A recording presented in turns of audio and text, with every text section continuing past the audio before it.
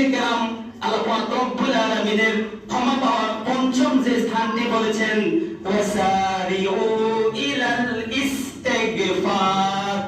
মুহাদ্দিসিনে কেরাম বলেছেন, ও আমার বান্দারা, যদি তোমরা বেশি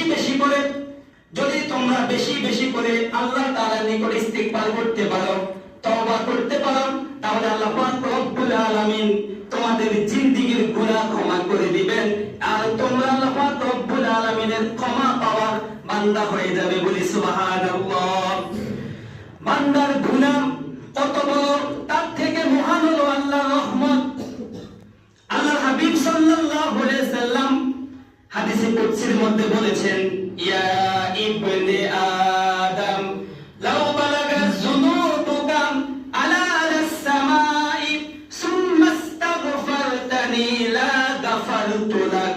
আল্লাহর হাবিব বলে দিয়েছেন, হে বনি আদম, তোমাদের গুনাহ জমে জমে যদি আমার আকাশের মেঘমালা পর্যন্ত জমে যায়, তারপর তুমি যদি খালেস নিয়তে আমার নিকট তওবা পাঠ করো, ক্ষমা চাও, তাহলে আমি তোমার গুনাহকে ক্ষমা করে দিব।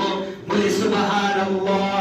আমাদের প্রিয় নবী রাসূল আকরাম সাল্লাল্লাহু আলাইহি ওয়াসাল্লাম সব সময় প্রতিদিন তিনি 70 বারেরও বেশি আল্লাহর কাছে তিনি সাহায্য চাইতেন। তখন সাহাবায়ে কেরাম নবীজিকে জিজ্ঞেস করলেন, ইয়া রাসূলুল্লাহ, ইয়া হাবিবাল্লাহ, আপনার তো কোনো গুনাহ নাই, তাহলে কেন আপনি বেশি বেশি ইস্তিগফার পাঠ করেন?